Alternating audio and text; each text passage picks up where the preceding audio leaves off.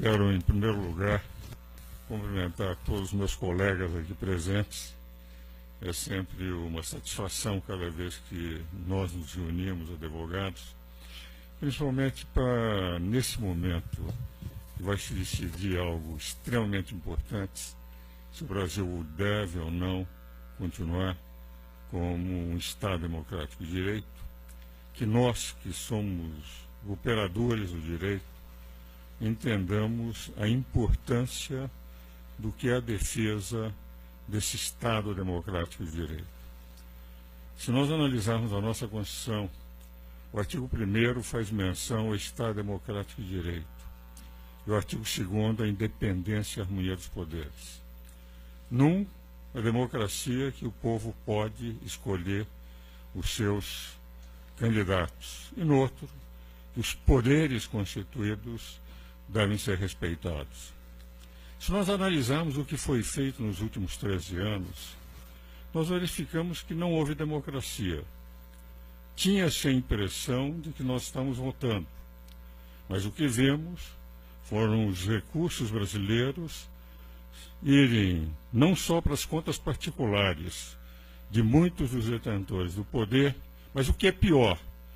indo para aqueles regimes ditatoriais da América, através de empréstimos que até hoje não foram pagos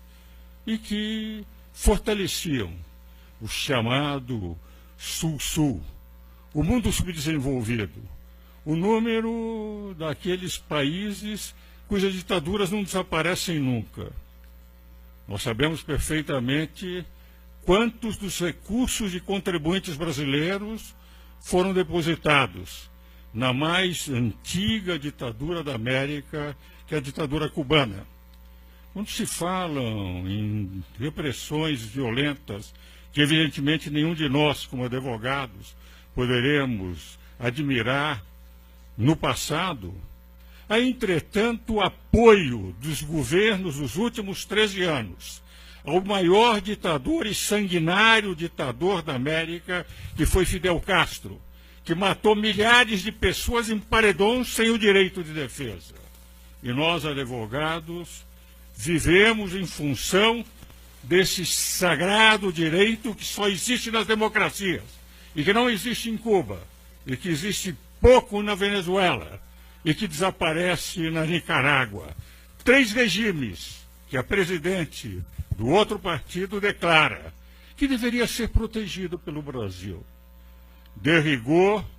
o que nós defendemos como advogados, e falo eu como um velho professor de direito, como um advogado provinciano de 60 anos, que efetivamente a nossa grande luta sempre foi para garantir o mais sagrado de direito que existe num país, que é o direito de defesa, que só existe nas democracias, e que se procurava esconder, e que se continua dizendo o seguinte: nós somos democratas, e somos democratas porque nós apoiamos Venezuela, nós emprestamos dinheiro para Cuba, nós somos apoiadores da Ortega e Nicarágua, nós desejamos continuar com todo aquele esquema, sem reconhecer, como acontece na maioria dos países, sem reconhecer que quando se rouba uma nação, quando se assaltam cofres públicos, as autoridades que assim fazem pedem desculpas, vêm a público, são afastados do cenário. E aqui nunca se reconheceu este erro. Nunca se reconheceu que bilhões e bilhões e bilhões de reais foram desfalcados dos contribuintes para atender as pessoas que detinham o poder. Para que os senhores tenham noção do que seja 1 bilhão de reais, 1 bilhão de segundos, considerando R$1 um segundo, duram 31 anos e meio. Nós não temos noção, quando falamos em bilhões, do que representam esses valores. Por essa razão, eu que a vida inteira, com 83 anos, sempre lutei pelo direito de defesa, pela democracia, sempre lutei para que nós tivéssemos uma Constituição. Participei de audiências públicas, fui conselheiro da Ordem no período de redemocratização. No período de exceção, tive contra mim instaurado um inquérito policial militar, mas nunca pedi indenização, porque as minhas posições não eram para fazer um negócio bom. Um bom negócio, como aconteceu com as comissões de verdade, em que pessoas ficaram milionárias apenas por terem sido despedidos de emprego, e não como eu, que tive a abertura de um inquérito, que felizmente foi arquivado, porque não havia nenhum motivo para que se o abrisse simplesmente por ser advogado de empresas contrárias ao regime da época. Nunca pedi indenização.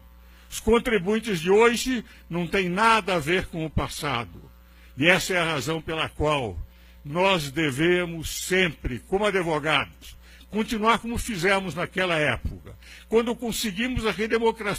redemocratização do Brasil, não através de guerrilheiros que queriam um regime cubano, mas através da maior das armas que só nós, advogados, sabemos utilizar, que é a arma da palavra. Com a palavra, nós conseguimos a redemocratização. Por essa razão, sem conhecer o candidato Bolsonaro, aos 83 anos, evidentemente, a cada dia, eu sempre tenho a sensação que Deus me concede um pouco mais. E abrindo as páginas dos jornais, cada manhã, se meu nome não estiver no necrológico, eu vou trabalhar. Por esta razão, sem nenhuma intenção senão pensar no bem da minha terra, no bem do meu país, nesta pátria pela qual todos nós advogados lutamos, eu tenho a impressão que não podemos admitir que se volte ao esquema do passado, que o Brasil seja saqueado, e que se considere o saque a verdadeira democracia, que se ataque aspectos isolados, pequenos, sem nunca se tocar no dedo da grande ferida, que o Brasil regrediu em relação ao cenário mundial em 13 anos, que o Brasil foi saqueado, e que são aqueles que saquearam e que nunca reconheceram que fizeram o maior golpe contra uma nação, a maior corrupção da história do mundo, que essas pessoas. E eu não ataco pessoas, critico esquemas,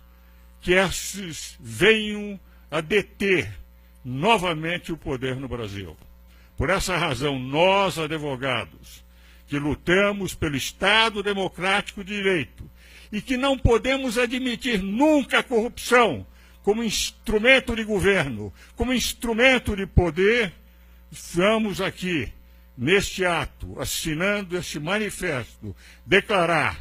que existem brasileiros que pensam no Brasil e apenas no Brasil, e não nos seus interesses pessoais, e que sem nenhuma outra intenção, senão de proteger a pátria, estão aqui assinando como advogados democratas e contra a corrupção a favor de um candidato que se posicionou desde o início pela democracia e contra a corrupção. Muito obrigado.